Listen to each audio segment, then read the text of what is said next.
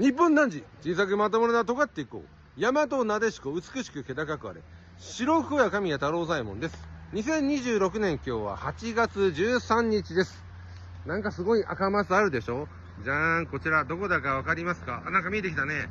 道の駅、安曇野松川。そうなんですね、ここね。長野県信州松本にやってまいりました。今日はね、実はこの後、神谷組の君とね、花火を楽しみたいと思います。ね、花火はね、いろんな意味がありまして、それぞれのね、胸に収めていただきながらですね、いろんな意味でですね、花火にね、亡き先人の方、あるいはね、ご自分のね、ご先祖様、なんかね、いろんな意味がありますから、花火をね、しっかり心に刻んでね、今日一日大切にしたいと思います。それでは行きましょう。いけます。やります。やりきります。行動が全てです。みんな夢と自由をつかみ取れ。みんな行くよ。みんなでレッツ